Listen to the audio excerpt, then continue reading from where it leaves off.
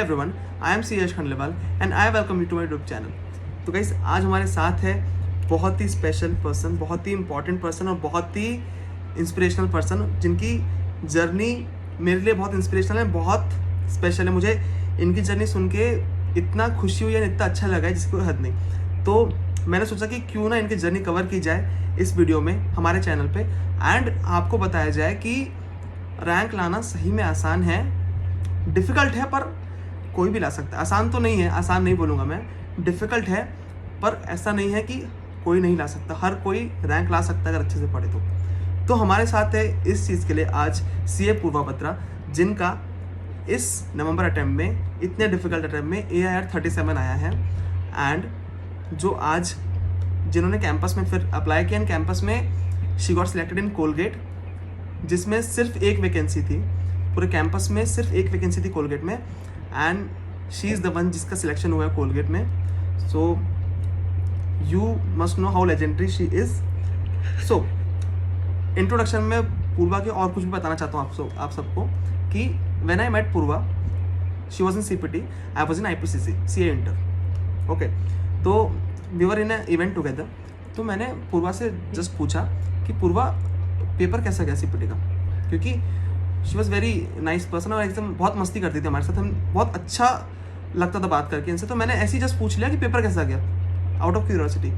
तो उसने बोला बहुत अच्छा गया, एंड शी सेड कि 150+ पक्का आ जाएंगे। मैं बोला है, ये कॉन्फिडेंस कैसे आ रहा है, ये कॉन्फिडेंस चाहिए मुझे लाइफ में, ये कैसे आया? तो मैं बोला यार अच्छी बात है, अब देखते हैं रिजल्ट के दिन। तो जब रिजल्ट आया तो मुझे अच्छे से याद है, पूर्वा का स्कोर था 176 मार्क्स CPT में। तो उस दिन मुझे लगा यार ये कॉन्फिडेंस चाहिए लाइफ में हमारी। तो बस ये मुझे इंट्रोडक्शन बताना था पूर्वा के बारे में। तो पूर्वा, सबसे पहले welcome to our channel, and मैं आपसे पूछना चाहता हूँ सबसे पहले सब कुछ छोड़ के कि how does it feel to be an AIR? Please tell us. You know, hi Yash, first hi. So rank in itself was such a big deal for me, and till date it is a little difficult to digest. I still remember the entire scene of when I was watching the result. देखने के बाद सब मतलब मैंने मेरी बहन को ऐसे गले लगाया एंड लिटरली मैं रोने लग गई थी। आई रैन डाउन, मैं नीचे भागी, मेरी मॉम को बताया। मैंने मेरी बहन को लिटरली बोला कि आप रिजल्ट वापस चेक करो। आई टोल्ड हर 4 times, मैंने 4 बार बोला आप रिजल्ट वापस चेक करो, सिस्टम में तो गड़बड़ी नहीं है। चीज है कि नहीं, तेरा नाम लिखा है वहाँ, and this result is true. तो लाइक बाप रे, it is legendary. You cannot express the feeling in words. It's amazing. It's literally very amazing. मुझे अभी भी गूज़बम्प्स आ रहे हैं सुन के ना, I can tell you. It's so जब तुम बोल रही हो तो मेरा रिजल्ट जब था, जब मैं CA बना था, तब मुझे मेरा रिजल्ट याद आ गया कि यार वो जो टाइम था वो क्या सही था। और जब तुम बता रही हो कि रैंक में, तो और क्या लगता होगा पता नहीं। I can not even imagine कि क्या होता होगा। तो for more than me it was my family. मतलब मैंने देखा मेरी दादी के एक कान में एक फोन था, दूसरे कान में दूसरा phone, and she was literally लोगों को सिर्फ अटेंड कर रही थी। मतलब आई वाज सो हैप्पी कि उनके फेस पे इतनी खुशी। It's just ninth cloud. Nice congratulations, और कांग्रेचुलेशंस इस अटेम्प्ट में रैंक लाने के लिए, क्योंकि ये अटेम्प्ट में पेपर देना ही बहुत बड़ी बात थी, एंड पेपर दे के पास होना और बड़ी बात थी, और रैंक लाना तो बहुत ही बड़ी बात है। तो मेरा thanks and yeah. Okay, tell me. Yeah, and honestly I didn't remember the story you were telling. अच्छा. But now after you're telling us like no, it is real story। और मैंने पहले डिस्कस नहीं की थी पर मुझे अच्छे से I fondly remember कि ये टाइम था। हाँ, मतलब that stuck in your head। yes, हाँ, क्योंकि वो स्कोर भी याद था ना मुझे। It was 176, right? Yeah, correct. Okay. 176। हाँ। तो मुझे पूर्वा सबसे पहले आपसे पूछना है कि आपने कितने रिविजन्स किए थे, एंड कितने आप सजेस्ट करती है स्टूडेंट्स के लिए, क्योंकि अभी बहुत सारे ये वीडियो है ना, बहुत सारे बच्चे वो देख रहे हैं जिनका पेपर जस्ट मई में है। तो मैं चाहता हूँ कि उनके लिए वीडियो बहुत इन्फॉर्मेटिव हो, एंड उनको आपसे इंस्पिरेशन मिले कैसे वो रैंक ला सकते हैं अभी भी।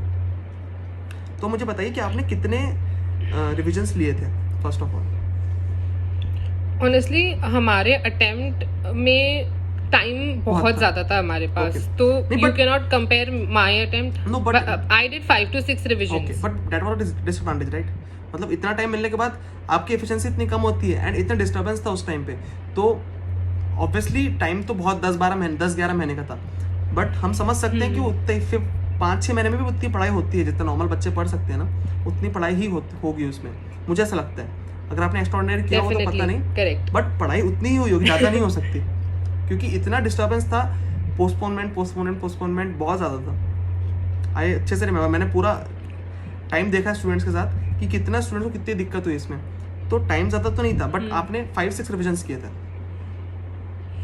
अप्रोक्सीमेटली यस, मोर और लेस. मतलब वो कैसे होता है कि आप पूरा सब्जेक्ट नहीं रिवाइज करते हो. ओके. मेरा स्ट्रैटेजी ऐसा था कि मैंने एक बार सब्जेक्ट रिवाइज किया, after 2 or 3 revisions I had too much of time, तो नेक्स्ट कंप्लीट रिविजन चालू करने से पहले मैंने कुछ एरियाज उठाए विच आई न्यू कि वो डिफिकल्ट है, तो अब सिर्फ उतने एरियाज का वापस रिवीजन कर लिया, तो अब नेक्स्ट रिवीजन में वो एरियाज थोड़े बेटर हुए बिकॉज वो मेरे लिए डिफिकल्ट थे. ओके. तो मोर और less it ended up being 5-6 revision वैसे. ओके.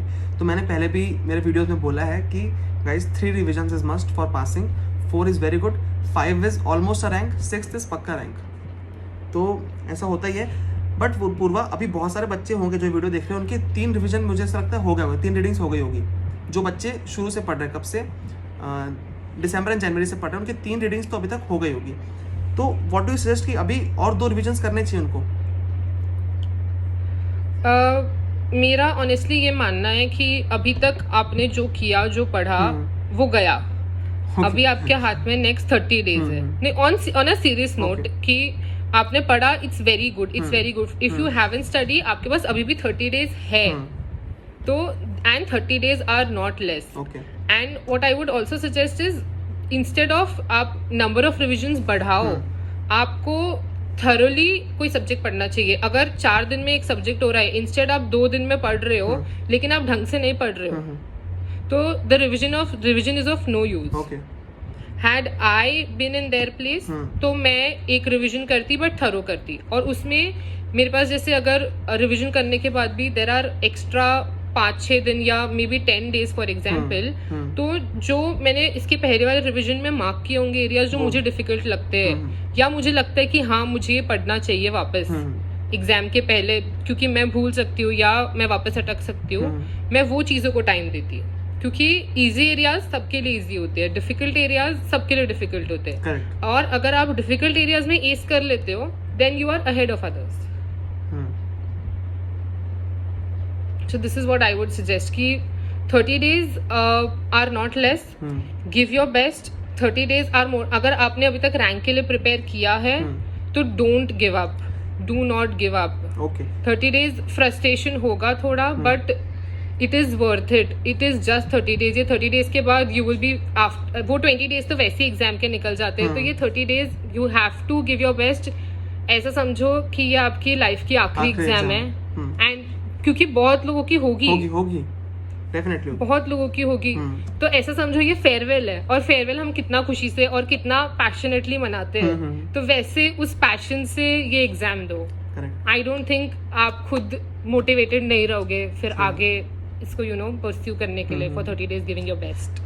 पूरा ये बात एक मुझे बात पूछनी है आपसे, पर वो नेक्स्ट क्वेश्चन पूछूंगा. आपने एक बात बोली अभी बस कि अगर आपने अभी तक रैंक के प्रिपेयर किया है तो क्या, बट अगर रैंक के लिए प्रिपेयर अभी तक सोचा ही नहीं किसी ने, तो उसको कैसे अप्रोच करना चाहिए एंड क्या रैंक लाना आसान है, ये पूछूंगा मैं नेक्स्ट क्वेश्चन में. पर उसके पहले मेरा एक क्वेश्चन है आपसे कि टेस्ट सीरीज़ के बारे में आपका क्या ओपिनियन है, बच्चों को टेस्ट सीरीज़ देना चाहिए क्या, और सबसे इम्पॉर्टेंट उसके मार्क्स से खुद को जज करना चाहिए क्या, एंड कैसे टेस्ट सीरीज़ को मतलब अप्रोच करना चाहिए, उनके रिजल्ट कैसे उसको मानना चाहिए बच्चों को, बताइए.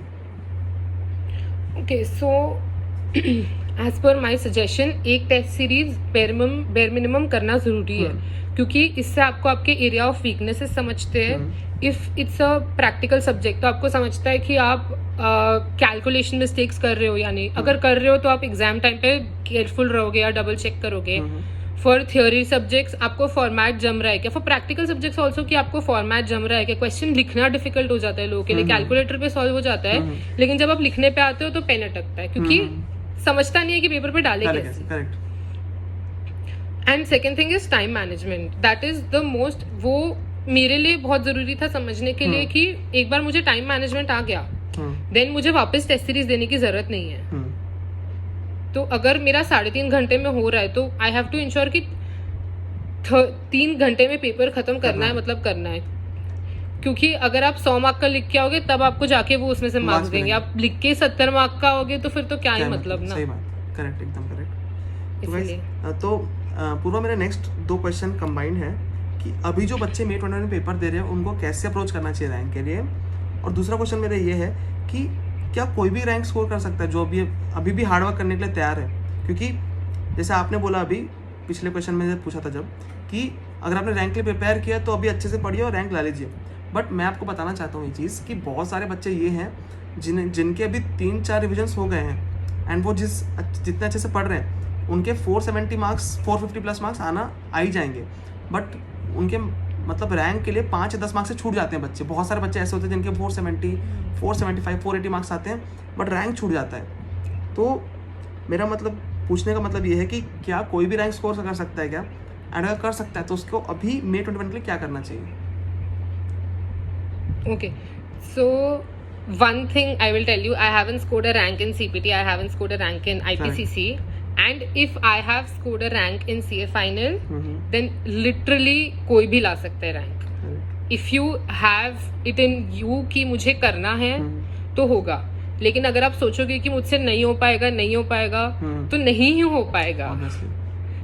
तो that's the thing, you know. सबसे इम्पोर्टेंट है सेल्फ मोटिवेशन. आप मोटिवेशनल वीडियोस देख लो, कुछ भी कर लो, वो मोटिवेशन 2 या 3 दिन रहेगा.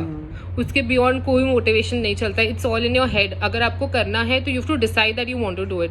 मेरा एम रैंक लाना नहीं था. मेरा एम था, अगर मैंने मेरे दिमाग को ऐसे प्रिपेयर किया था कि आई did not create any expectations. मैंने सिर्फ ये आई मेड अ पॉइंट कि मैं अगर कोई क्वेश्चन पेपर उठा रही हूँ, paper when I was studying, कि मैंने एक क्वेश्चन पेपर उठाया तो I should be able to answer. जितने क्वेश्चंस है उन सबके आंसर्स मुझे आने चाहिए, which is obviously not always possible because the course is vast. Question कहीं से भी आते हैं एंड एवरीथिंग. बट अगर मैंने वो क्वेश्चन पेपर उठाया, मुझे 80-90% आता है, तो मैंने एनालाइज करने की कोशिश की कि मुझे वो 10% क्यों नहीं आता है, उसका सोर्स क्या है, या फिर मैंने देखा था बट मेरे दिमाग में नहीं आया. तो मेरा एम ये था कि अगर मैं क्वेश्चन पेपर उठाऊँ तो मुझे सब आना चाहिए. Obviously that's a little impractical, but honestly to be honest, because question paper doesn't come straight. सीधा question paper कभी आता नहीं है. but my aim was कि मैं जितना maximum question paper का area solve कर सकती हूँ, I should be able to do it. And getting a rank was cherry on the cake. वैसा था. मतलब rank सोचोगे ना तो वो pressure बहुत डेवलप होता है. तो वो ओवर प्रेशर के केस में भी you and up not getting a rank. क्योंकि अगर आप खुद को बोलने की जगह आसपास के लोगों को बोल देते हो, फिर आपके दिमाग में सोशल प्रेशर होता है कि अब रैंक नहीं आया तो क्या होगा. तो इसीलिए कोई मुझे बोलता भी था, मैं बोलती थी कि नो, मैं अभी रैंक के बारे में नहीं सोच रही हूँ. मेरा सिर्फ एक एम है कि मुझे आना चाहिए, सब आना चाहिए. जो पॉसिबल नहीं है, स्टिल मैं I used to convince myself कि नहीं, मुझे आना चाहिए और मैं कोशिश करूंगी. एंड एम पास होना तो कभी एम ही नहीं. Honestly, if you want to you know get to the moon, you have to aim to the stars. अगर आपको पास होना है तो you have to aim for good marks. वैसे होता है. अगर आपको रैंक लाना है तो yet again you have to aim for complete knowingness. तो बेसिकली बच्चों को अभी अपनी एक्सपेक्टेशन बढ़ाना नहीं है, रैंक सोचना नहीं है, बट तैयारी करनी है कि हर पेपर में 70 से 75 मार्क्स कैसे स्कोर कर सकते हैं, एंड उस पर ही फोकस करना है. एंड अगर सब सही रहा तो मार्क्स अच्छे आएंगे एंड रैंक अपने आप आ जाएगा फिर बाद में. बट फिलहाल आपको ये इंश्योर करना है कि कैसे आप 70 मार्क्स ला ही रहे हैं हर सब्जेक्ट में, और वो आ सकते हैं, कोई भी सब्जेक्ट में आ सकते हैं अगर आप अच्छे से पढ़ रहे हैं ना, एंड 100 पे मार्क्स पेपर सॉल्व कर रहे हैं. तो स्कोरिंग 70 इज़ नॉट डिफिकल्ट, जैसा मैंने अभी तक समझा है. मेरे ऑब्वियसली अभी तक नहीं आए हैं, बट जितने लोगों से मैं बात करता हूँ और जितने रैंकर से मैंने बात किया हूँ, उन्होंने बोला है कि 100 मार्क्स सॉल्व करोगे आप, और अगर सही सॉल्व करोगे तो 70 मार्क्स आते हैं. Agreed. So that is what I'm saying. 30 days are not at all less. If you think, अगर आपने अभी सोचा कि अभी प्रिपेयर नहीं करता हो, शायद अब रैंक ना आए, शायद 15 दिन बाद आप ये सोचो काश 15 दिन पहले चालू कर लिया होता तो अब ज्यादा पढ़ पाता। तो क्यों रिग्रेट्स रखना, जब रियलाइज हो रहा है तब से चालू कर दो। ऐसा, क्योंकि मेरे केस में ऐसा हुआ था, हमारा अटेम्प्ट मई में था एंड जनवरी 15 या 16, I don't remember the exact date, November 19 का रिजल्ट आया था एंड हमारी एग्जाम्स तब तक पोस्टपोन नहीं हुई थी। तो मैंने सोचा कि मैंने अभी तक मैंने सीरियसली तब तक नहीं पढ़ा था, एकदम सीरियस सेंस जो होता है पढ़ने का, मैंने तब तक नहीं पढ़ा था। बट फिर मुझे लगा कि अब चालू नहीं किया, फिर मैं 15 दिन बाद फिर सोचूंगी कि मैंने तब क्यों नहीं चालू किया। तो it's like it's never too late, whenever you realise just go for it, ऐसा। ओके पूर्वा, मुझे एक और चीज़ आपसे पूछना है कि जैसे बच्चे अभी बहुत बार एक्सपेक्ट करते हैं, क्या होता है कि जैसे इस बार एसएफएम, आपके एसएफएम में 70 मार्क्स आए। गाइज मैं आपको बताना चाहता हूँ कि नवंबर 20 बहुत डिफिकल्ट पेपर था एसएफएम का, बहुत बच्चे फेल हुए हैं एसएफएम के कारण एंड पूर्वा ने एसएफएम में 70 स्कोर किया है। वो बहुत एक्साइटिंग एंड बहुत इनक्रेडिबल है, मतलब अनबिलीवेबल है। 70 स्कोर करना इस पेपर में इज़ अनबिलीवेबल। मैं जानना चाहता हूँ पूर्वा 70 के पीछे का स्टोरी के पहले मुझे बताओ कि प्रॉब्लम क्या है बच्चों के साथ, क्योंकि एसएफएम में अगर आपने 70 स्कोर किया मतलब कोई भी कर सकता था, कोई भी जो पढ़े वो कर सकता था। आपने ऐसा क्या क्या पेपर में, इसलिए मैं अलग वीडियो बनाऊंगा एसएफएम के लिए, बट मैं जस्ट एक शॉर्ट में सुनना चाहता हूँ आपसे कि क्या एक्सपेक्ट कर रहे हैं बच्चे आजकल, क्या हो रहा है बच्चों के साथ, क्या दिक्कत हो रही है मेन कि बच्चे फेल हो रहे हैं जबकि आप 70 स्कोर कर रहे हो। स्टडी मटेरियल ऑब्वियसली आपके पास भी सेम है, उनके पास भी सेम है, बट आपके 70 क्यों? Please tell me. ओके, हाँ, मतलब मैंने एक चीज़ नोटिस की कि अगर पेपर देखा दिखाया, नॉट एग्जैक्टली देखा दिखाया, बट क्वेश्चंस अगर सिमिलर रहे या स्टूडेंट्स पहले से देख चुके होते हैं, तो उस केस में they get a mental comfort कि हाँ भाई ये मुझे आता है, ये मुझसे हो जाएगा। लेकिन अगर थोड़ा भी न्यू टाइप ऑफ क्वेश्चन, भले ही आपका कॉन्सेप्ट सेम हो, कॉन्सेप्ट आपने पढ़ा हुआ है, लॉजिक आपको पता है, बस जस्ट बिकॉज वो एक क्वेश्चन थोड़ा डिफरेंट टाइप में फ्रेम्ड है या format is a little different या उसको एक अलग पैटर्न से उसको बताया गया है, उस लॉजिक को या उस कॉन्सेप्ट को, तो लोग के बिकम अ लिटिल हेजिटेंट। वो क्वेश्चन पेपर देखते ही वो स्टार्टिंग के 15 मिनट में इतना घबरा जाते हैं कि उनको लगता है भाई हमसे तो नहीं हो पाएगा, एंड वो टेंशन और वो एंजाइटी में they forget to use their brains. उनको समझता नहीं है कि इस पॉइंट पे ये 3 घंटे में मुझे अगर मैक्सिमम जितना कर सकती हूँ एटलीस्ट उतना तो करूँ, क्योंकि what they end up doing is blocking their brain, वो टेंशन और वो एंजाइटी कि मुझे कुछ आ नहीं रहा है, उसके चक्कर में they stop using logics, they stop using the concepts what they've learned, they go blank. Exactly. तो वो 3 घंटे is the time when you realize कि वो छोड़ो, जो हमने क्वेश्चंस किए थे वो छोड़ो, अब ये पढ़ो और इसमें हमने आज तक जो भी पढ़ा है वो कैसे लगा सकते हैं। Correct, Exactly. वो concepts, the question, honestly, I think the paper wasn't difficult as much as people consider, just because the questions were a little different and not the basic questions which are, क्योंकि SFM has been a subject जिसमें there is a pattern of asking from old PM and from the module, but ऐसा नहीं हुआ इस बार नहीं हुआ, तो इसीलिए people were little stuck कि अब करें क्या, and they forgot कि you have to use your brains। वो 3 घंटे में जितना आप spontaneously react करोगे उतना you'll get advantage। Okay, तो आपने कैसे रिएक्ट किया उस टाइम पे? आपकी क्या स्टोरी है पेपर की, एसएफएम की? एंड जैसा मुझे अपने डिस्कशन के बारे में याद है कि आपकी आरएम की भी सेम ही स्टोरी थी, आपको आरएम भी नहीं जम रहा था, तो मुझे स्टोरी जानना है कैसे उस टाइम पे आपने अप्रोच किया अपने आप को, सो दैट बच्चों को पता चले कि हाँ यार ऐसे अप्रोच करना है पेपर के टाइम पे हमें अगर नहीं बन रहा है कुछ तो। ओके, तो एसएफएम का पेपर मेरे हाथ में आया, 15 मिनट रीडिंग टाइम मिला and I just went through the paper, ठीक है।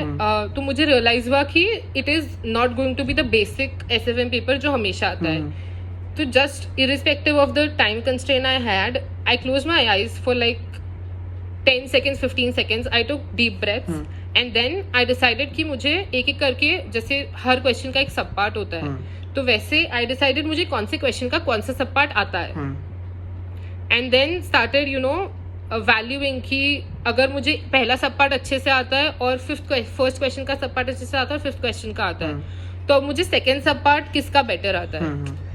उसके बाद आई स्टार्टेड डूइंग इट. मतलब the pause of 10-15 seconds I took helped me revive back my anxiety or whatever I thought ki paper difficult hai, and then helping me to use logics and the concepts what I've learned to actually put on the paper. जितना मेरे दिमाग में आ रहा था कि मैं इसको, it is basically जुगाड़.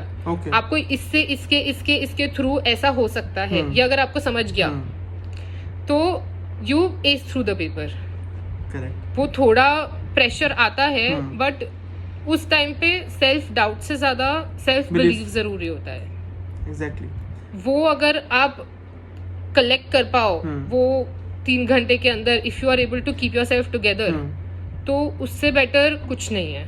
करेक्ट. बहुत. एंड हाँ बोलो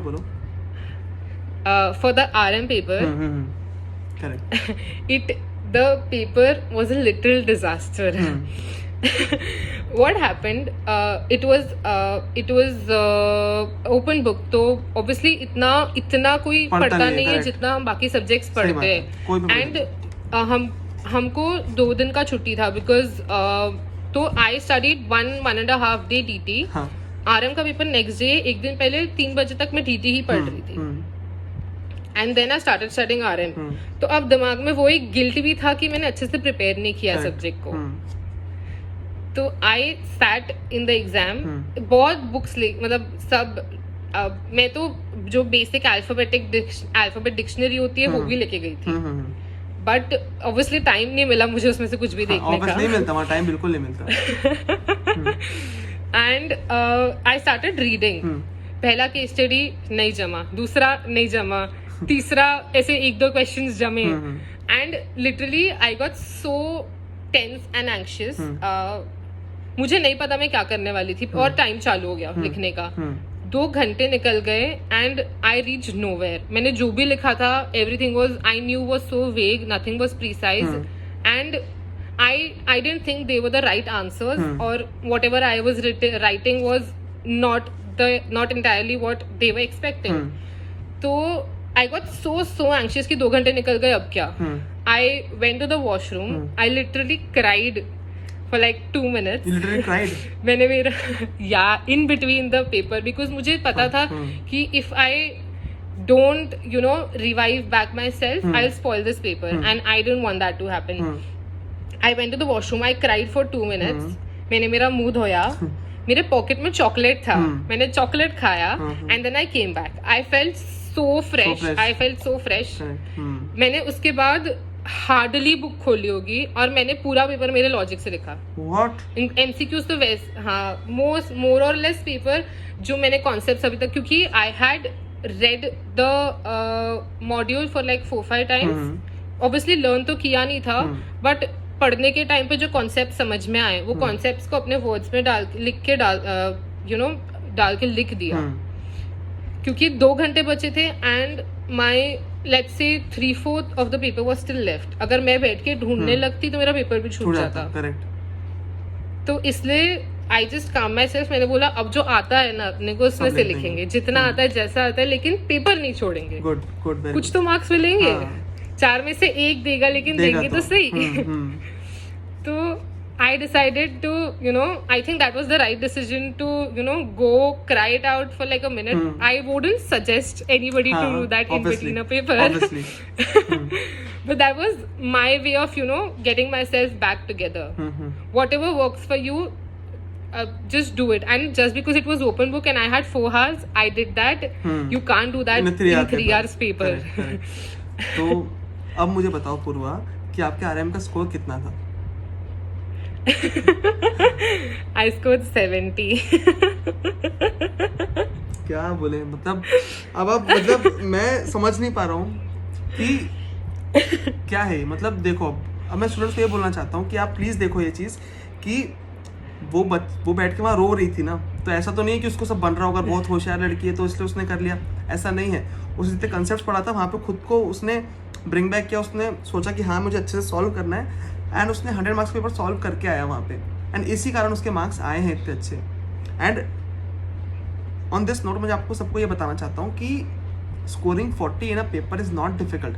अगर आपको 0 मार्क्स का भी आ रहा है पेपर में, and if you solve 100 marks का पेपर लॉजिक अप्लाई करके तो you can score 40. One of my friend Ashutosh, उसके साथ क्या हुआ कि उसका भी एसएफएम पेपर बहुत डिफिकल्ट लग रहा था उसको, उसका मतलब बहुत कॉन्फिडेंट था वो पेपर के पहले एसएफएम के, बट पेपर में बैठा तो उसको कुछ जम नहीं रहा था, वो बहुत ज़्यादा टेंस हो गया था. वो वॉशरूम गया पेपर के पहले, एंड वॉशरूम बहुत दूर था, मतलब स्कूल जहाँ क्लासरूम थी वहाँ से ग्राउंड पार करके पूरा उसके बाद वॉशरूम था. तो बहुत डिफिकल्ट डिसीजन था वो कि वॉशरूम जाऊँ कि नहीं, क्योंकि उसमें 5-7 मिनट 10 मिनट जाएगा, एंड वो 10 मिनट बहुत फ़र्क पड़ता है पेपर में, 3 घंटे के पेपर में बहुत फ़र्क पड़ता है. तो उसने बोला मैं वॉशरूम गया, मैं सोचा कि यार मुझसे बन क्यों नहीं रहा है, मतलब मैं क्या करूँ क्या करूँ क्या करूँ. तो उसने क्या सोचा कि यार मैं इतना पढ़ के आया हूँ, अगर मेरे से नहीं बन रहा है ना तो किसी से भी नहीं बन रहा होगा अच्छे से, मतलब पेपर बहुत डिफिकल्ट आया है. ठीक है, तो मुझे अब क्या करना है, मुझे जितना टाइम बचा है उसमें अपने पूरे जितने लॉजिक्स आते हैं सब लॉजिक यूज़ करके पेपर बनाना है पूरा, बस ये सोचा उसने. ही वेंट बैक, उसने पेपर बनाया फिर बहुत अच्छे से. ही स्कोर्ड 40 मार्क्स एसएम में.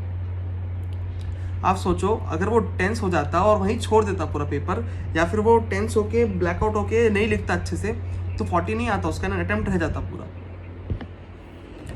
तो ये बहुत इंपॉर्टेंट है कि आप अपना पेपर में पैनिक ना करें, टाइम पे खुद को बस ये समझाएं कि भाई 40 इस पेपर में स्कोर करना ईजी है, मैं कर सकता हूँ.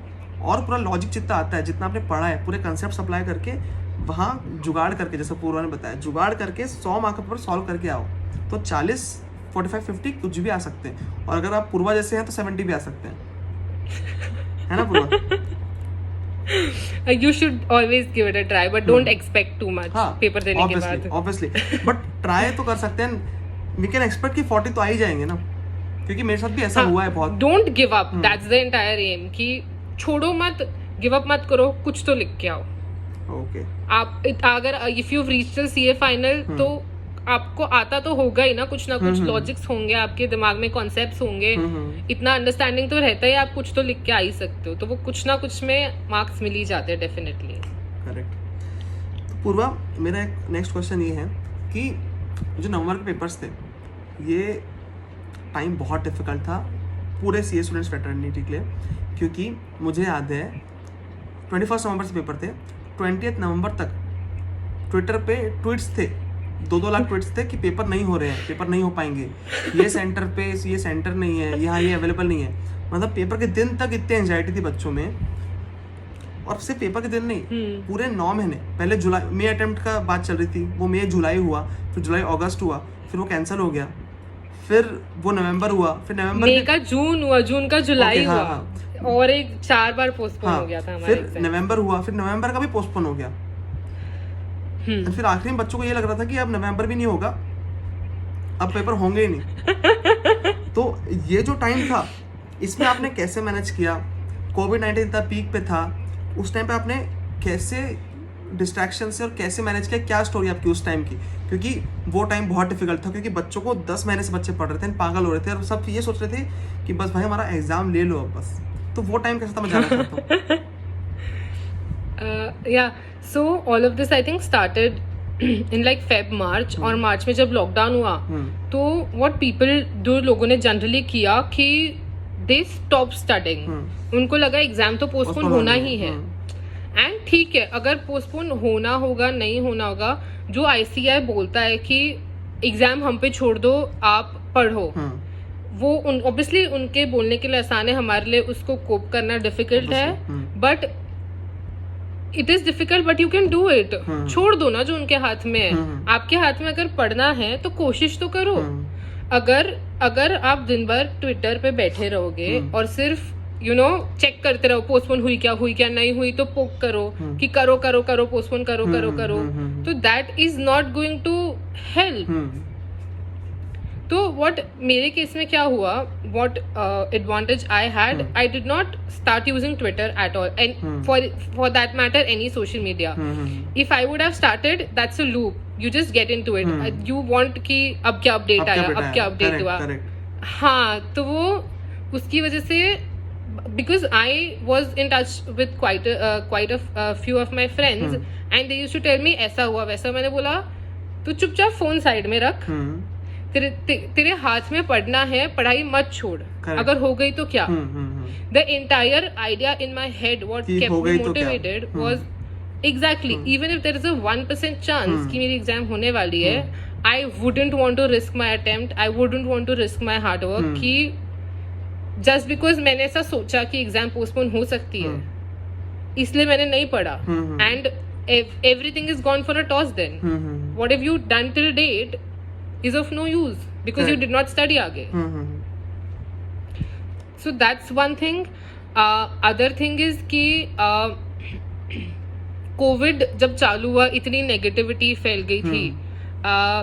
सो इनिशियली मैंने न्यूज़ फॉलो किया, बट एक पॉइंट के बाद जब रियलाइज होने लगा कि मेरे को पढ़ते पढ़ते भी दिमाग में वही आ रहा है, न्यूज़ फॉलो करना ही नहीं चाहिए. हाँ एग्जैक्टली मतलब आई रिमेम्बर कि वो कनिका कपूर का एक पूरा इशू हुआ था, and that revolved in my head the entire day. मेरे दिमाग में दिन भर घूमता रहा जब मैं पढ़ रही थी. नेक्स्ट डे आई डिसाइडेड कि मैंने अब ये देखना ही नहीं है, बिकॉज इतना I know I just use to take updates from my dad कि क्या हो रहा है, इज एवरीथिंग फाइन.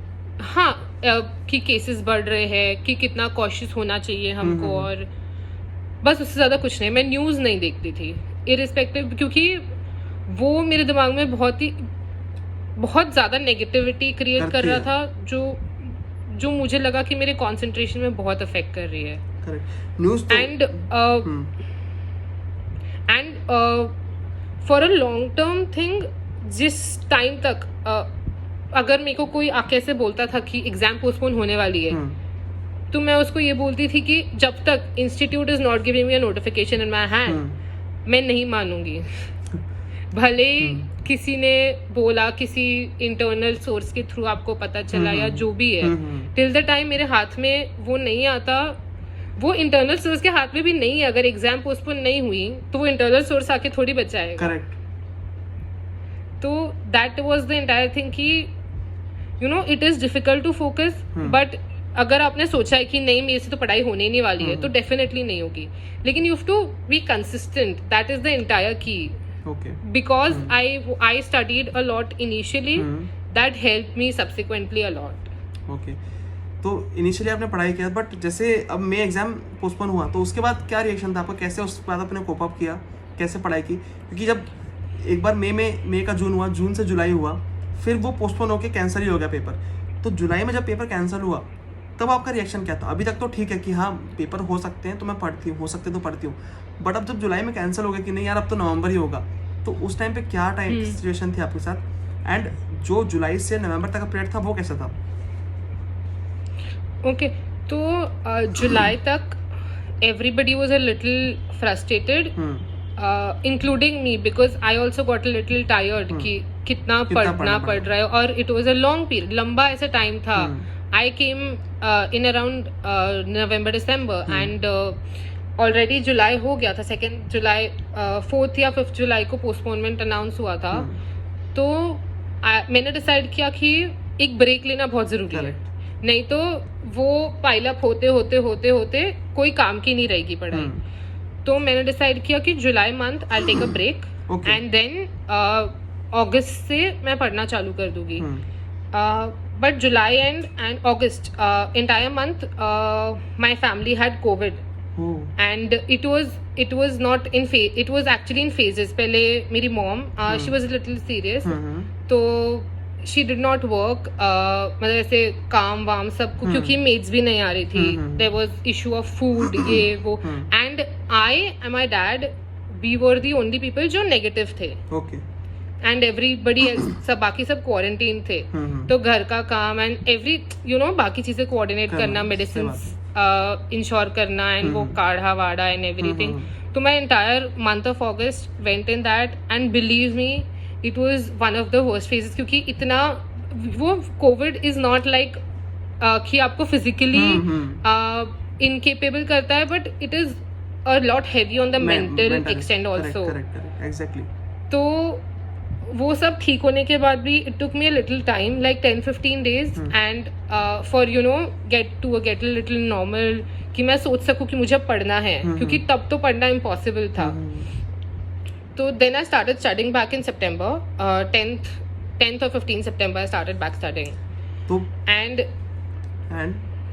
बोलो.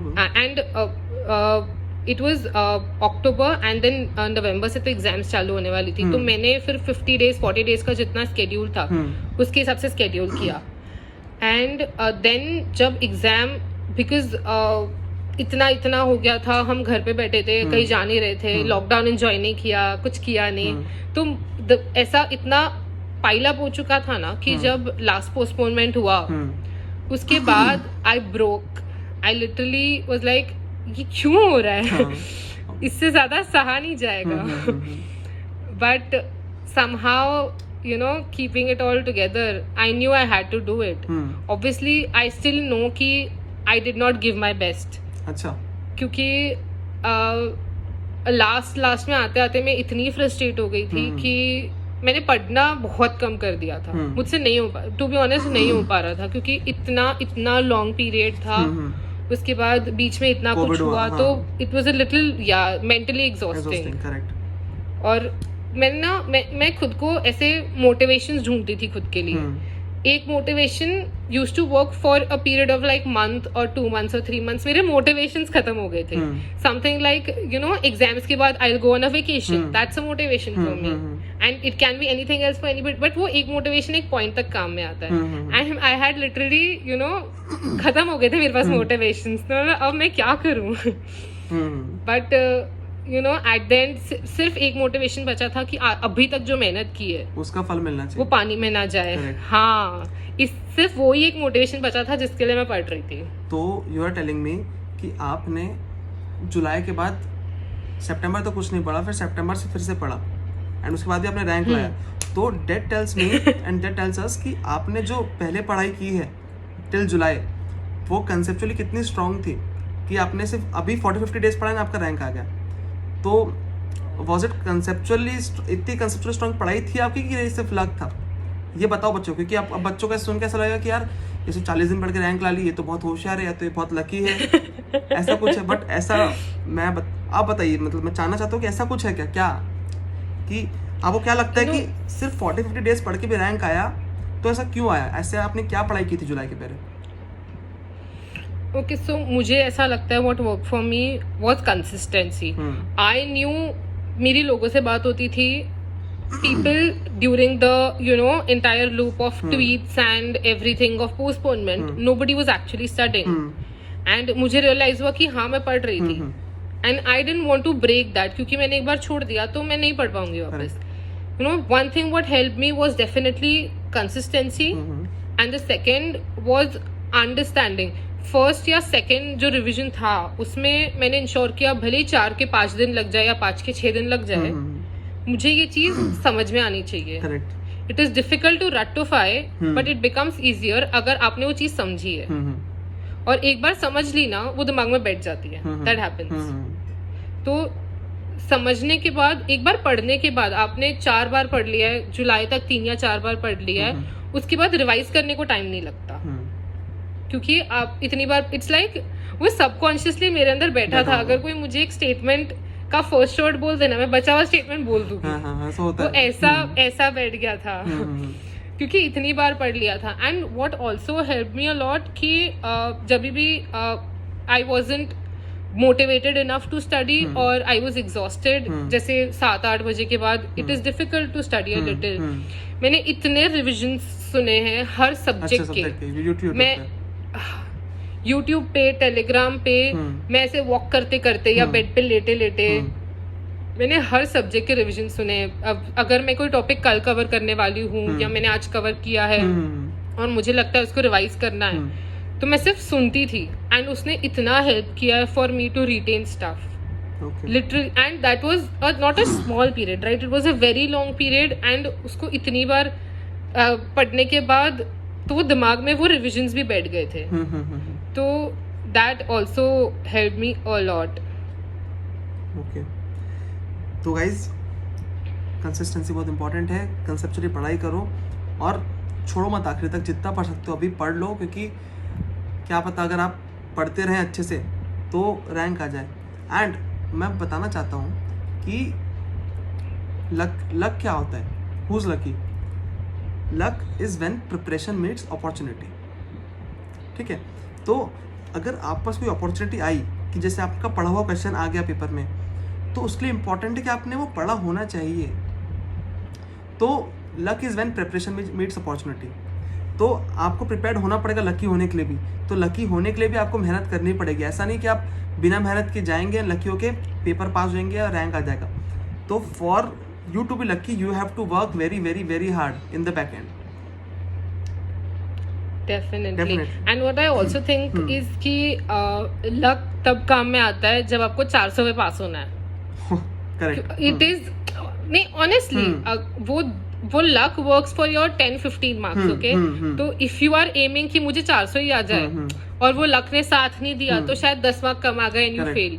But आपने aim ही किया है कि नहीं मुझे 500 चाहिए, भले ही 450 आए, लेकिन आपने aim better किया था, luck ने साथ नहीं दिया तो भी 450 आ गए। Okay.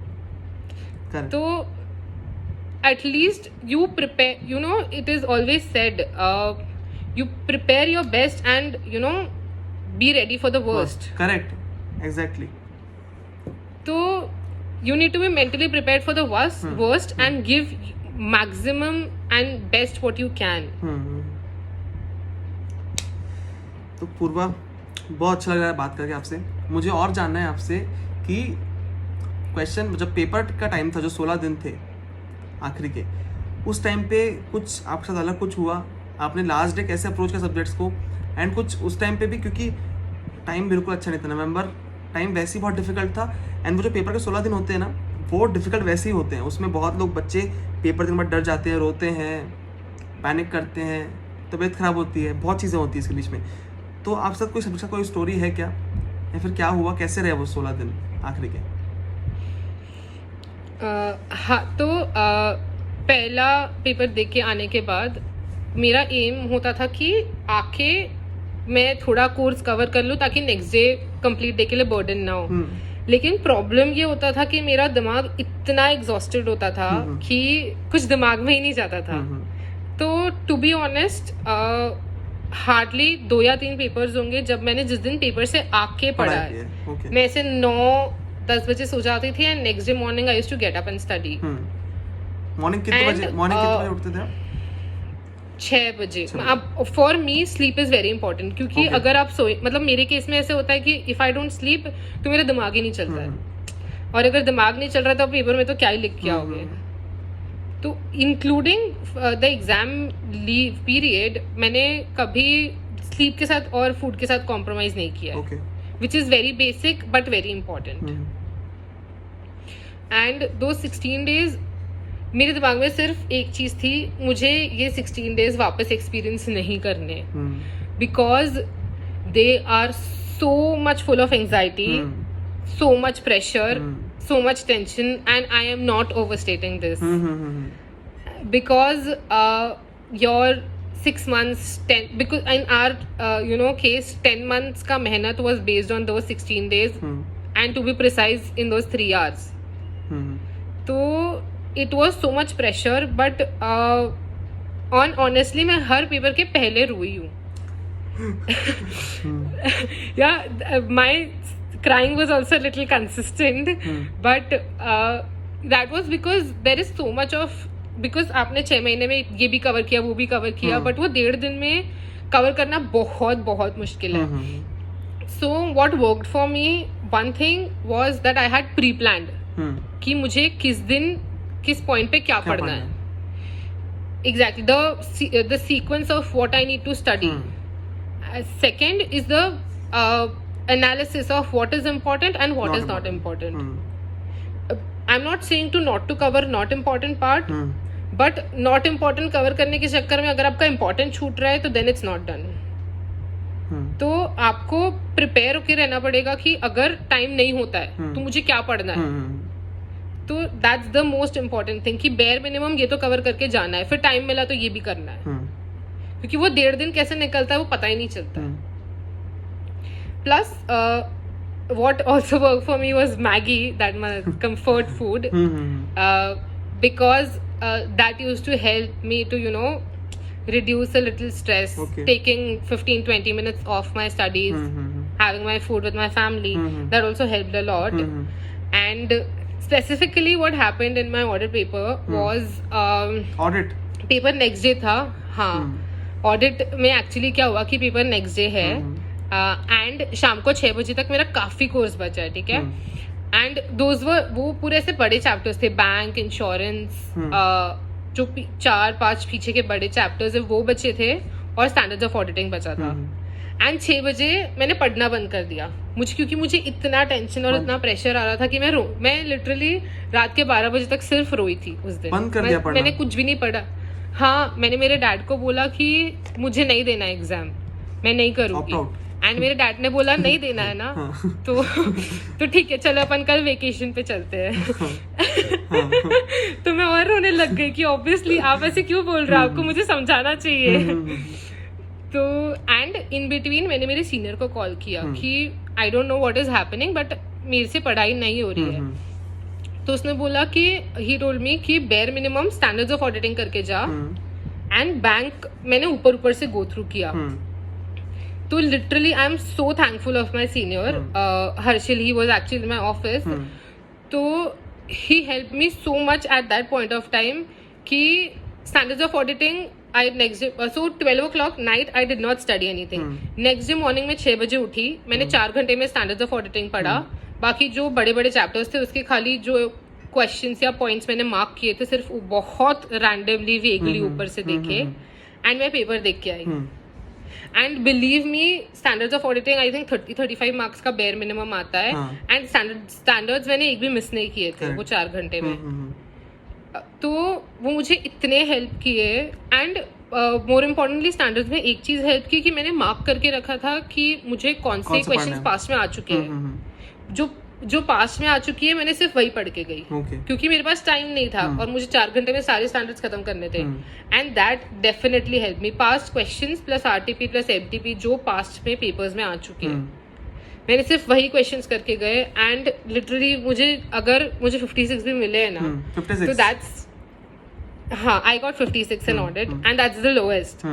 So that is a very big deal, because I know कि वो पेपर के पहले मैंने कितना ऐसे मेंटल प्रेशर गो थ्रू किया था, but I still somehow manage to give the exam. So I am very glad, and thankfully opt out नहीं किया तुमने, क्योंकि बहुत सारे that was not an option यार, यश, सीरियसली नहीं। बहुत बच्चे ऑप्शन लेके समझ रहे थे उसको, नहीं ऑप्शन समझ रहे थे बहुत बच्चे कि ऐसा अच्छा नहीं किया, आप ऑप्ट आउट कर लेते हैं, ऑडिट अच्छा नहीं किया, आप ऑप्ट आउट कर लेते हैं। तो ये चीज़ बहुत सारे बच्चों ने किया है, इसलिए क्योंकि क्या हो रहा था कि उन्होंने ऑप्शन बनाया था कि कल पेपर देने जाता हूँ, कल अच्छा नहीं गया मैं ऑप्ट आउट कर लूँगा। तो वैसा नहीं कर सकते आप, अगर आप ऑप्शन लेके चलोगे तो फिर वही होगा ना। Exactly, that happened a lot SFM के पेपर के टाइम पे, because paper as considered was little difficult, तो मैक्सिमम लोगों ने ऑप्ट आउट किया। बट मुझे पता था कि ऑलरेडी मैं 10-12 महीने, एंड मेरे केस में 13 months ऑलमोस्ट, मैंने इतना पढ़ लिया है कि मैं नहीं पढ़ सकती। और मैं अगर ऑप्ट आउट कर भी लूँ तो भी there will be no evaluation, मेरा सिर्फ ऐसे नेगेटिव वैल्यू जाएगा। And that is what also happened in case when I was giving my paper. तो exactly क्या हुआ कि हर पेपर से निकलने के बाद मुझे ये रियलाइज होता था कि मेरी मेहनत कितनी पानी में जा रही है। It was because कि मेरा पढ़ाई का पेस कम हो गया था, एंड पढ़ना ऑलरेडी इतना डिफिकल्ट था, कोर्स इतना सारा था, और मेंटली इतने एग्जॉस्ट हो चुके थे, और मुझे पता था कि इतना अच्छा नहीं जा रहा है जितना मैंने प्रिपेयर किया था या जितना मैंने एक्सपेक्ट किया था। बट आई वाज लाइक देते हैं, क्योंकि ये वापस नहीं एक्सपीरियंस करना है। तो मैं सबको ये बताना चाहता हूँ कि ये सिर्फ रैंकर साथ नहीं होता है कि पेपर पढ़ के नहीं गया और अच्छे मार्क्स आ गए, ऐसा बाकी नॉर्मल लोग साथ भी होता है। जैसे मेरे साथ भी हुआ है, एसपीएम में भी हुआ है, आईडीटी में भी हुआ है। बट आईडीटी की स्टोरी शेयर करना चाहता हूँ मैं थोड़ी सी, 1 मिनट की, कि आईडीटी में व्हाट हैपेंड विद मी कि डीटी पेपर मेरा बिगड़ गया था, and DT being my favourite subject, मैं बहुत निराश हो गया। मुझे लगा कि मैं तो फेल होऊंगा, अब मेरा अटैम्प्ट ख़त्म होने वाला है, कुछ नहीं बचेगा। उस चक्कर में रोने के चक्कर में मैं बहुत रोता हूँ, मतलब मैं बहुत इमोशनल पर्सन हूँ, एंड बहुत मतलब मैंने मेहनत इतनी की थी ना कि मुझे ऐसा था कि यार नहीं, मैं कैसे फेल हो सकता है, या फिर मुझे कैसे इतने गंदे मार्क्स आ सकते हैं, या फिर पेपर क्यों इतना बिगड़ गया। उस चक्कर में आईडीटी के लिए कुछ पढ़ ही नहीं पाया, जबकि मुझे पता था कि कुछ फ़र्क नहीं पड़ता इससे। पेपर के 1 दिन पहले आपको मतलब छोड़ देना चाहिए जो पेपर गया, दूसरे पेपर के लिए पढ़ना चाहिए, ये मुझे पता था। फिर भी जबकि मैं सबको समझाता हूँ ना पहले से ही, मतलब सीए बनने के पहले से ही मैं स्टूडेंट्स को, फ्रेंड्स को समझाता था ये चीज़ कि जो हो गया वो छोड़ दो, आगे बढ़ो, आगे वाला पेपर देखो उसमें कैसे कर सकते हैं। बट फिर भी मैं वो गलती कर रहा था। मुझे शाम को 6 बजे तक याद है, मैंने कुछ भी नहीं पढ़ा था, बहुत रोया था मैं, बहुत रोया था। लाइब्रेरी में रोने लगा था, लाइब्रेरी में सब मुझे देख रहे थे कि क्यों रो रहा है ये। फिर लाइब्रेरी से निकला मैं, फिर मैंने जाके मैगी खाई। मुझे मेरे रूममेट थे शुभम भैया, उन्होंने मेरे लिए मैगी और कोल्ड कॉफ़ी ऑर्डर की, दोनों चीज़ मुझे बहुत पसंद है, तो उन्होंने मुझे किया ऑर्डर, मैंने खाया। इवनिंग 6 बज गई थी पेपर के एक दिन पहले। मैं फिर थोड़ी देर सोया, आधा एक घंटा, फिर मैंने पढ़ना चालू किया। फिर मैंने 3-4 घंटे पढ़ा, फिर 12 बजे तक फिर मैंने कुछ भी नहीं पढ़ा। 12 बजे पढ़ा था, फिर सोचा कि 3 बजे तक पढ़ता हूँ, तो फिर 12 से 1-1.5 बजे तक पढ़ा। मैंने थोड़ा थोड़ा पढ़ा, फिर मैं सो गया। मैं सिर्फ शुरू के 7-8 चैप्टर कवर कर पाया था जीएसटी के। नेक्स्ट डे मॉर्निंग कुछ नहीं पढ़ा मैंने, कस्टम थोड़ा सा देखा सिर्फ ऊपर से, वैल्यूएशन वगैरह थोड़ा देखा। अमेंडमेंट्स में कुछ भी देख के नहीं गया था, ना मैं पेनाल्टीज देख के गया था, ना कुछ देख के गया था। पेपर जाते टाइम मंदिर गया, रोज़ पेपर में मैं पढ़ के निकलता था ना, तो मेरा घर से सेंटर पास में था, तो I used to leave my home at 1:38-1:35, ठीक है, 1:45 पहुँचने के लिए। बट उस दिन मैं ना घर से 1:10-1:15 पे निकल गया, क्योंकि कुछ पढ़ने को था ही नहीं। ऐसा हो गया था कि भाई अब मैं कुछ भी पढ़ूँ कोई मतलब का नहीं है। मंदिर गया, भगवान के पास गया, भगवान को बोला प्लीज़ बचा लो भगवान की, ये पेपर में बचा लो, बाकी मैं पढ़ लूँगा आगे। तो भगवान से ऐसा बोला, मेरे पापा से बात की। पापा ने मुझे बोला कि, पापा समझ गए थे मेरी आवाज़ से कि मैं बहुत डरा हुआ हूँ। पापा ने मुझे बोला कि बिंदास रह के पेपर दे। तो कहीं ना कहीं मुझे वो चीज़ बहुत अच्छी लगी, पापा ने ऐसे बोला तो।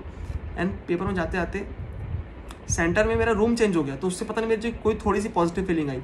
तब मैंने सोचा कि क्या करता हूँ मैं, कि मुझे जितना आता है, अभी तक मैंने आईडीटी जितना पढ़ा, मैंने पेपर के दिन एक दिन पहले ऑब्वियसली नहीं पढ़ा था, बट मैंने आईडीटी बहुत अच्छे से पढ़ा था, बहुत अच्छी मेहनत की थी आईडीटी पे, सब सब्जेक्ट से मेहनत बहुत अच्छी की थी। तो मुझे पता मेरे कंसेप्ट तो स्ट्रॉन्ग है। हाँ, जो चीज़ें याद करने की मुझे याद नहीं है तो वो चीज़ें छोड़ दूंगा मैं, बट मेरे कंसेप्ट बहुत स्ट्रॉन्ग है, मैं उस पर काम करूँगा। एंड अगर उससे पेपर बनाऊँ तो आई कैन स्कोर 50। ये मैंने सोचा पेपर में बैठे बैठे प्रे किया भगवान से। मैं बहुत मानता हूँ भगवान में, तो मैंने वहाँ बैठे प्रे किया। I read Hanuman Chalisa, I remember. And मैंने भगवान को ये बोला कि मुझे बस इतनी शक्ति दो कि मैं जितना आता है उतना लिख पाऊँ पेपर में।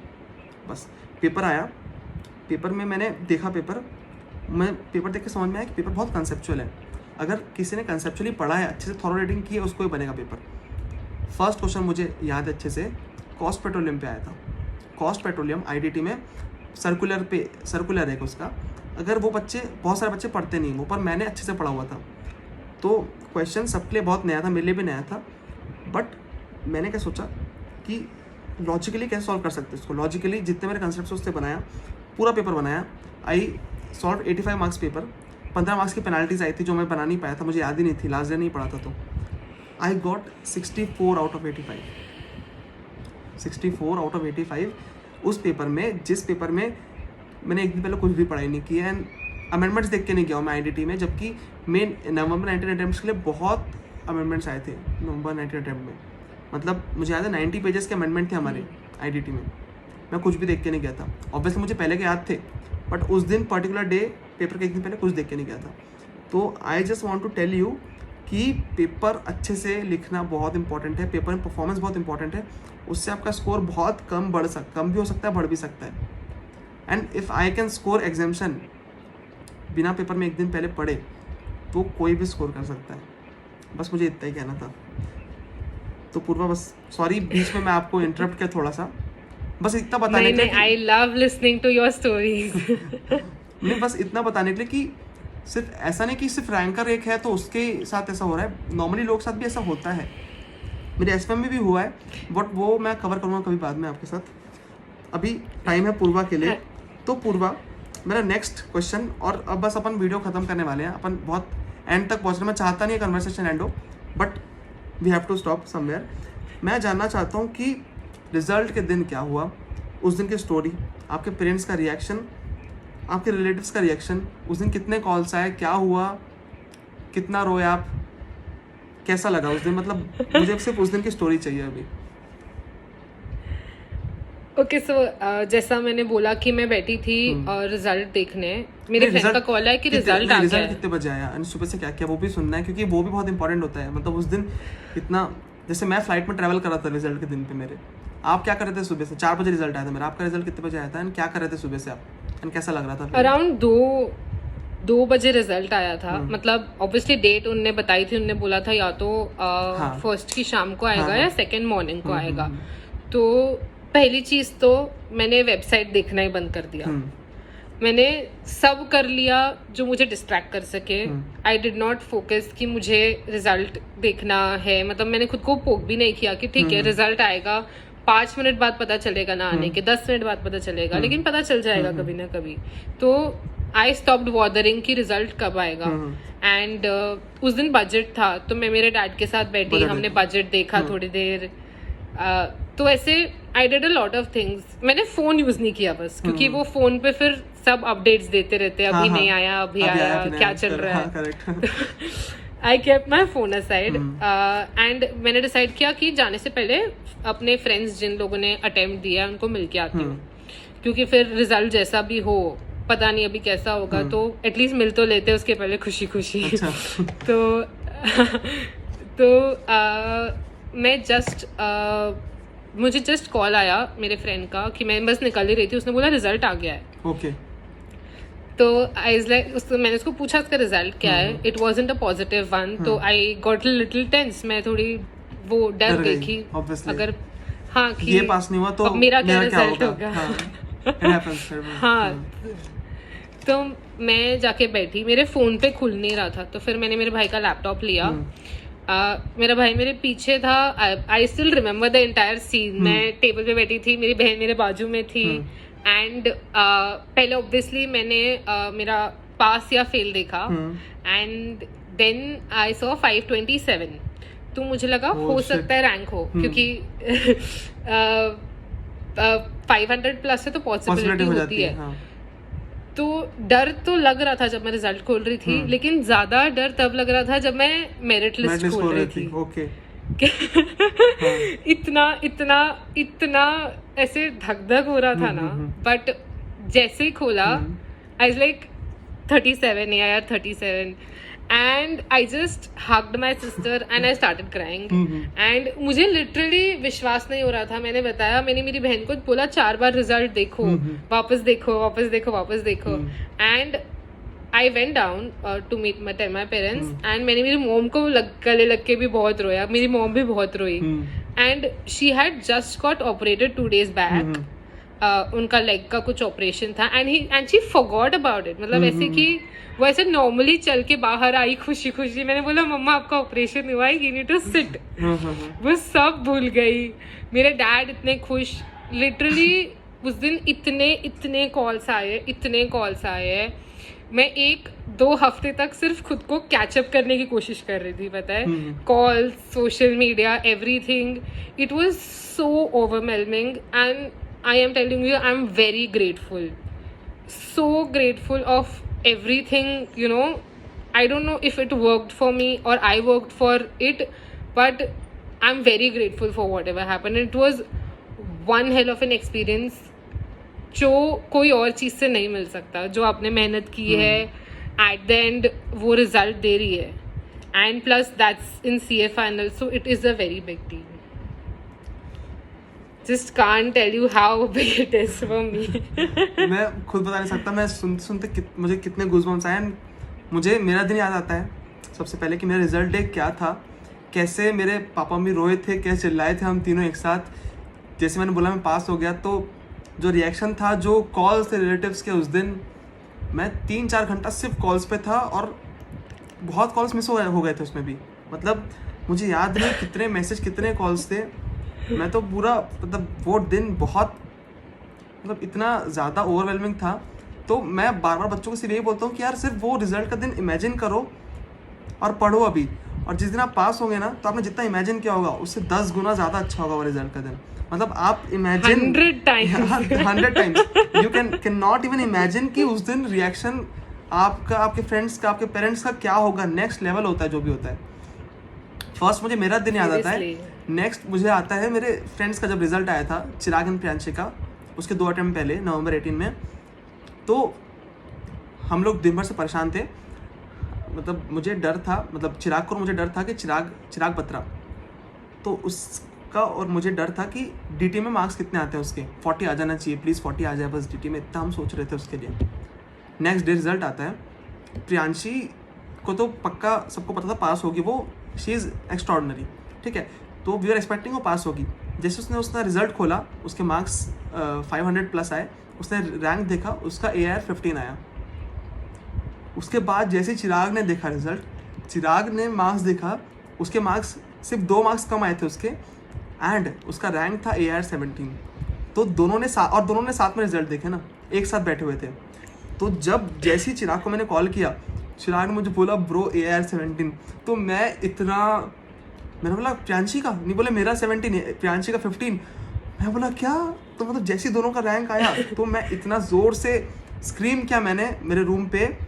मैं मतलब रूम पे अपन जनरली पजामाज में होते हैं, मैंने भागते भागते पजामाज खोले, पैंट पहना, जैसा जो पैंट सामने दिखा वो पहन के भाग गया मैं सीधे चिराग और प्रियांशी को मिलने। एंड जैसे ही मैं गया, I hugged him and we cried, हम दोनों रोए, उसकी मम्मी वहाँ पे थी, मम्मी रो रही थी, मैं रो रहा था, सब रो रहे थे। तो आई कैन इमेजिन, मुझे आज तक ऐसा लगता है कि जो चिराग एंड प्रियांशी का रैंक था ना, इट इज़ माई रैंक, ऐसा मुझे लगता है, क्योंकि आई वॉज सो कनेक्टेड। उनके साथ मैं वीडियो करने वाला हूँ, जैसे आपके साथ किया मैंने, बहुत टाइम से प्लान है बट कर नहीं पा रहा हूँ मैं। तो उनका रैंक मुझे ऐसा लगता है मेरा ही रैंक था, क्योंकि मैं उतना ही खुश था, उतना ही रोया था मैं। तो आई कैन अंडरस्टैंड कि वो जो रिजल्ट डे होता है ना, वो कैसा होता है।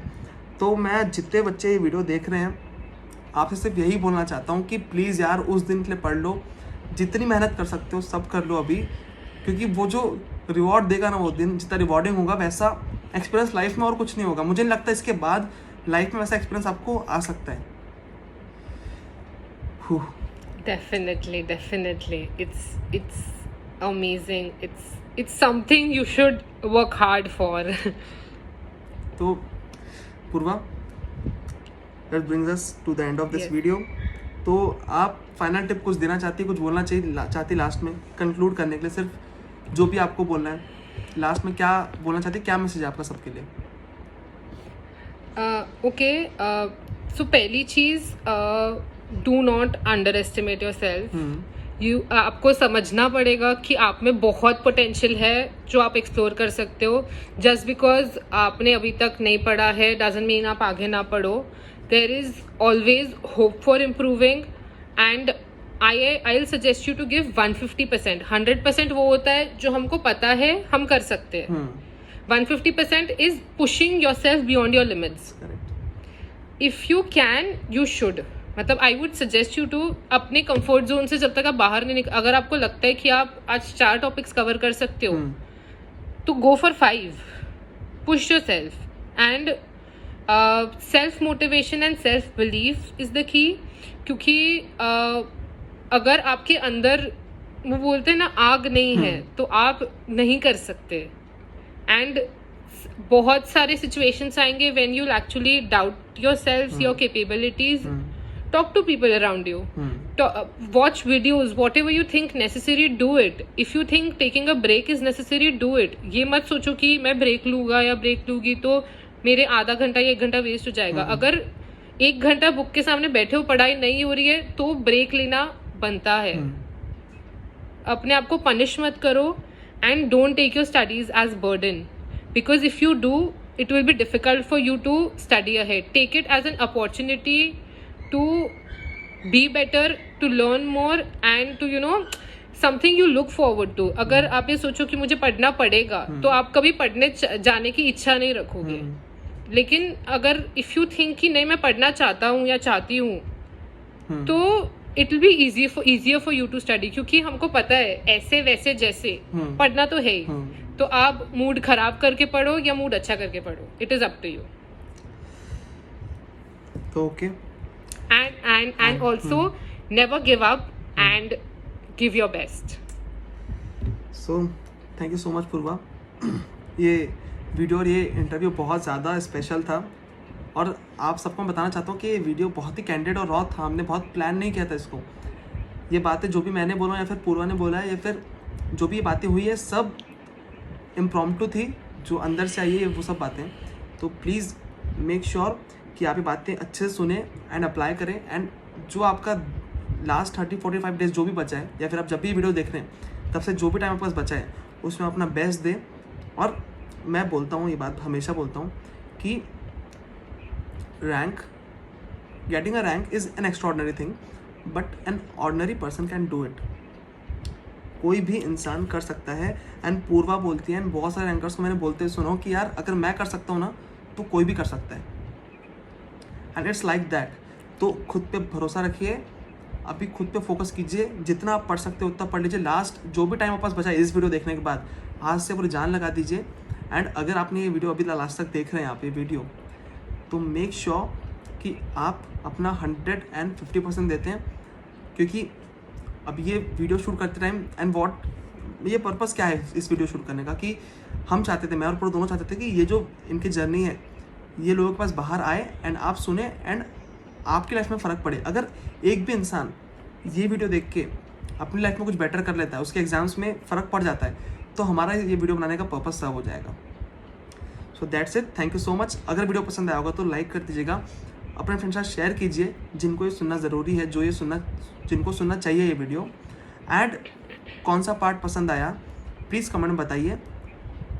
Thank you so much Purva, thank you so much for joining me, thank you so much for taking इतना सारा टाइम हमारे लिए। बहुत लंबा वीडियो हुआ है फिर भी आपने टाइम दिया हमको, thank you so much. I am very thankful to you, and I hope ये वीडियो एंड आपकी जर्नी बहुत लोगों को आगे इंस्पायर करे, एंड बहुत स्टूडेंट्स मुझे रिजल्ट के बाद मुझे एंड आपको मैसेज करे कि आपका वीडियो मैंने देखा था एंड उसके बाद हमने बहुत अच्छे से पढ़ाई की एंड हमारा रिजल्ट आज पॉजिटिव है।